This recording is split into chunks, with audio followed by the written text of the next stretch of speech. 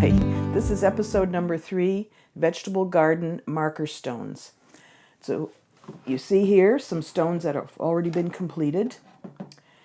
And what we're trying to achieve with this lesson is a sense of volume or contour so that they look real. And then these stones, when they're finished, will be placed in the garden. The children will go out with their creations and place them with the appropriate vegetables. So it's kind of like a treasure hunt in reversed. So the materials that we need are, of course, stones. These nice palm-sized smooth stones I purchased at a landscaping company. They were cheap. It saved time trying to scrounge them around the neighborhood. Water, an arrangement of different paintbrushes, your acrylic paints again, some fixative, the palette, a rag, and a seed catalog. I find these seed catalogs are beautiful and they're really useful for looking at real vegetables and inspiring art. So to start, we look at the catalog and choose what we want to make. So I chose beets. I want to make some beets because I really like them. And onions. I thought that would be fun. So the next step is to choose the stone that suggests that vegetable. So an onion, let's see.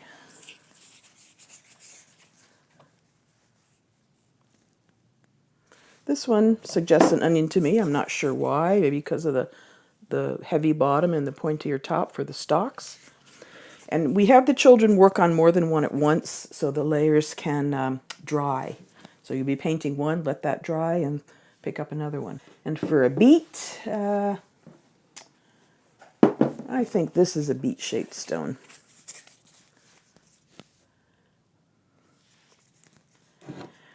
So we're going to do the opposite of what we did painting the flower pots. In that lesson, we put a light background and we painted a darker image on the pot. Here we're going to start with a dark background and layer the paint so they become lighter, and that's going to help give the illusion of volume because the back dark ground will recede and the lighter painting will emerge and make it look more like it has a volume to it. So this is my beet. So I'm going to start with a fairly dark, I think maybe a blue-green background. You can use the wider brush because we're just painting the background. We don't have to do any delicate details yet.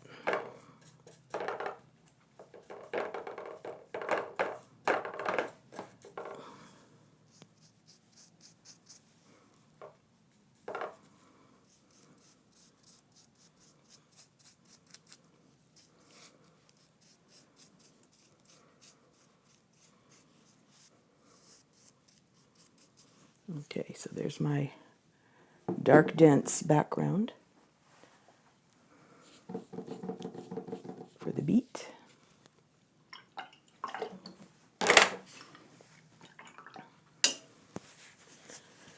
And while that's drying, I'll do the background for the onion. I think I'll choose a deep orangey red. So I'll mix the red and orange.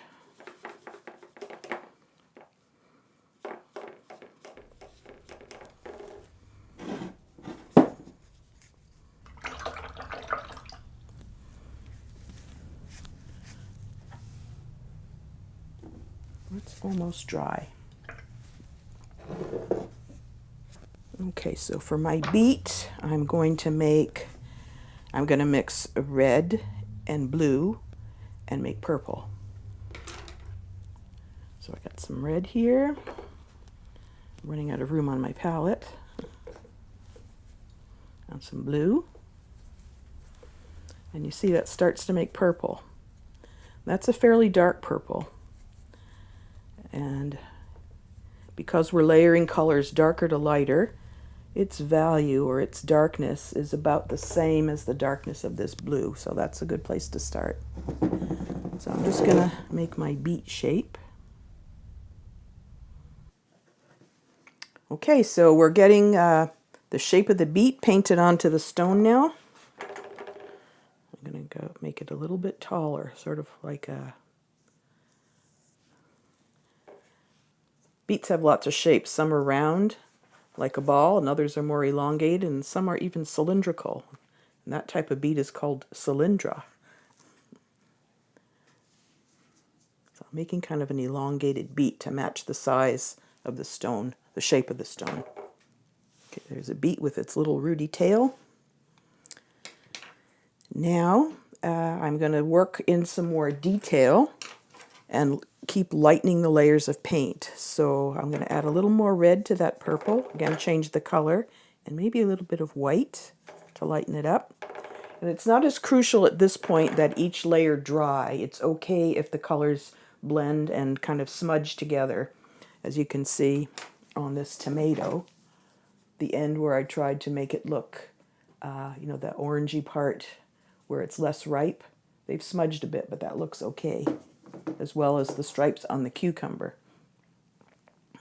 And all color theory aside, the best way probably to teach kids how to mix colors is to just let them mix colors. So give them a tray with red, yellow, and blue and have them experiment.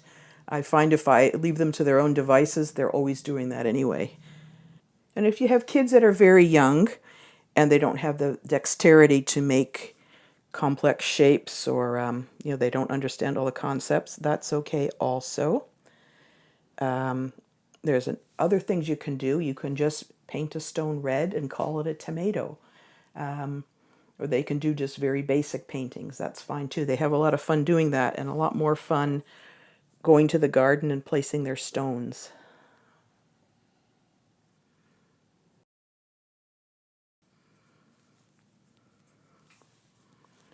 So I'm going to layer that, another layer, and make that lighter again.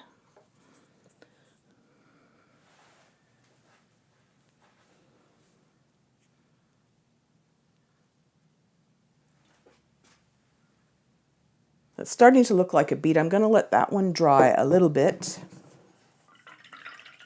And I'm going to start on my onion. So I want a kind of browny color, I think, for my onion. So let's see. If I mix the blue and a little bit of orange, I think that's going to give me a kind of a brown.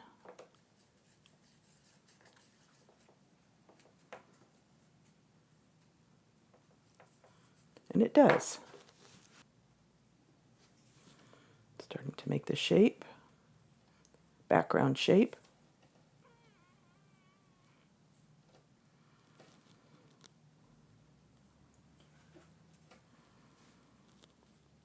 With the onion especially, you can have fun with the volume because it has those lines that are on the skin that curve around the shape of the onion, and it makes it look like it has volume.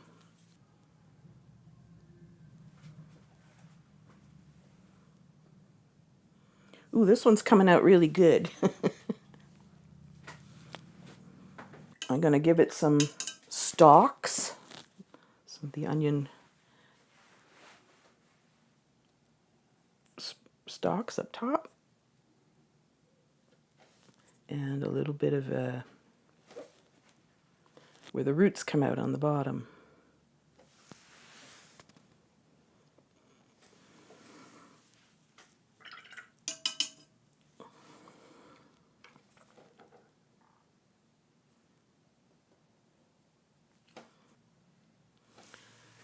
There's our onion.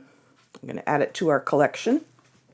Okay, so there's our beet. It needs a little more work. I'm going to put some stalks coming out at the top of it. And I think to bring out some of the shape of it, I'm going to use a very fine point brush and do a little stippling. Stippling means creating texture and depth with little dots. So I'm going to stipple the top a little bit.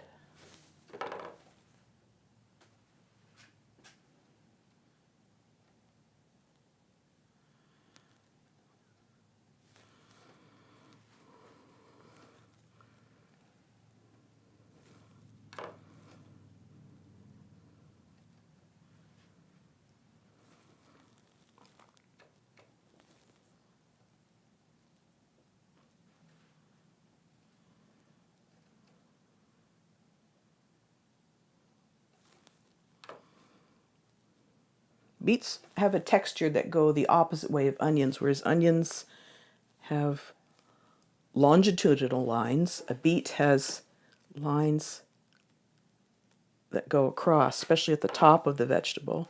The rest of it's pretty smooth, actually. But around the top, I guess these are the lines of latitude.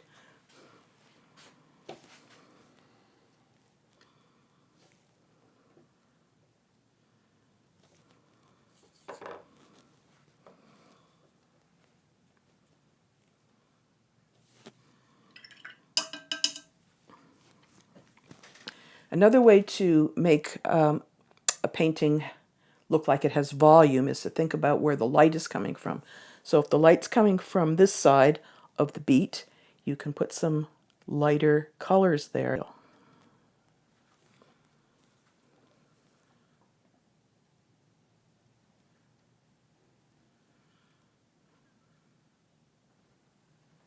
going to add a little bit of darker blue to the stalks for a little more contrast.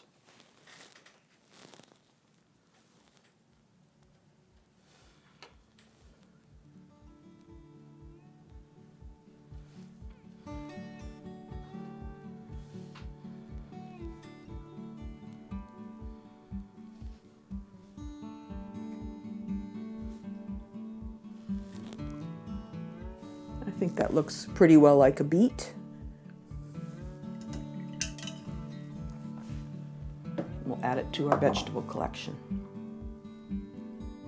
See you next time.